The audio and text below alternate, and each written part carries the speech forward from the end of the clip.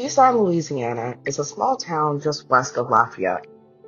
It's the kind of place where people know each other, where neighborhoods are close together, and where most families have been around for a long time.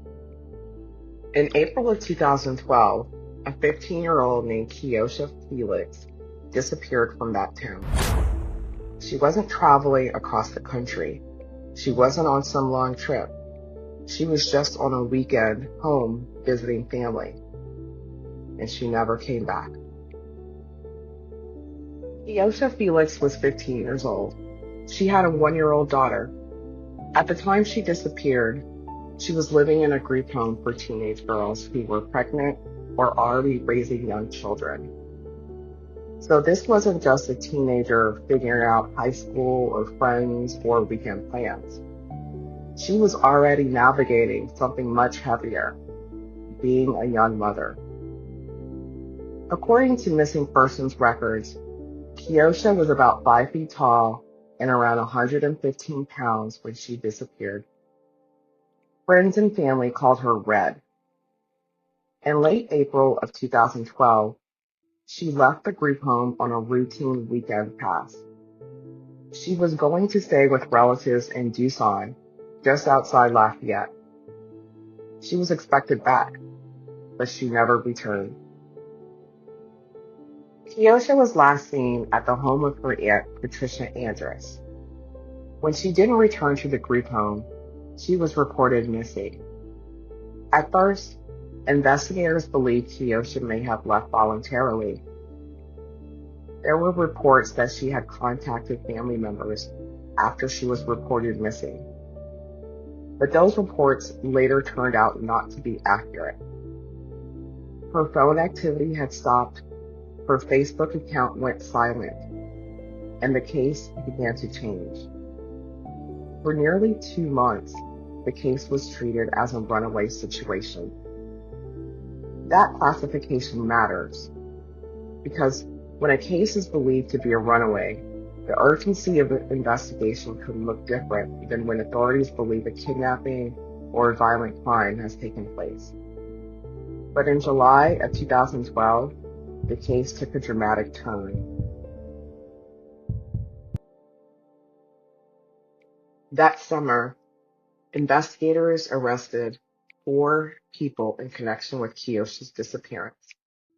One of those people was her aunt, Patricia Andrus, the same person whose home Keiosha had been visiting. Andrus was charged with improper supervision.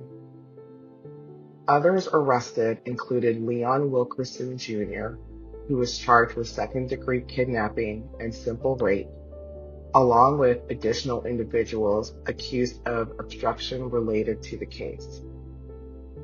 At that moment, it appeared investigators believed something serious had happened to Keiosha. But the situation soon became more complicated. Over time, the charges in the case were dropped. The lead detective who had been investigating Keiosha's disappearance was removed from the case, and the investigation changed direction.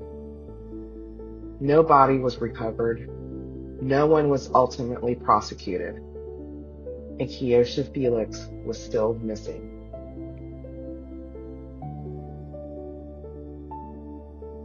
There's another piece of context that people in the Lafayette area have talked about for years.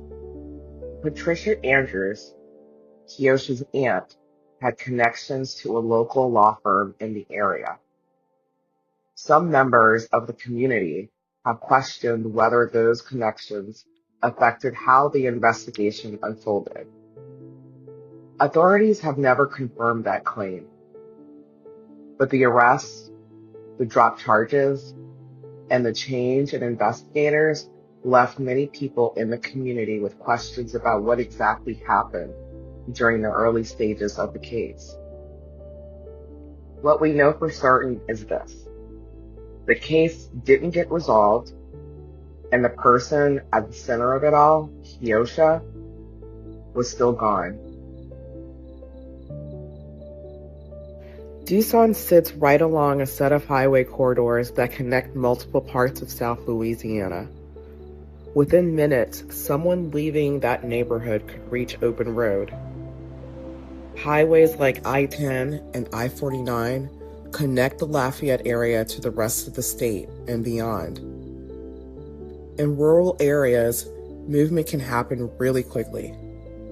There are long stretches of road without cameras, limited lighting, very little traffic late at night. If someone leaves a location during those early hours, the window to reconstruct exactly what happened can be really small. And when a case begins with uncertainty about what actually took place, that window can close even faster.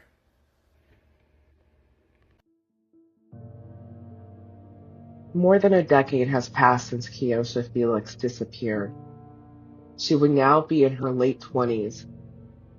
Her daughter grew up without her. The FBI still lists her as a missing person. Investigators have said they believe she could still be alive, and a reward remains in place for information leading to answers. For Keiosha's family, the questions from April 2012 have never really gone away. They're still waiting, still hoping someone will say something, still hoping someone who knows something will finally come forward. A 15-year-old girl left for a weekend visit. She never made it back. Arrests were made, charges were dropped.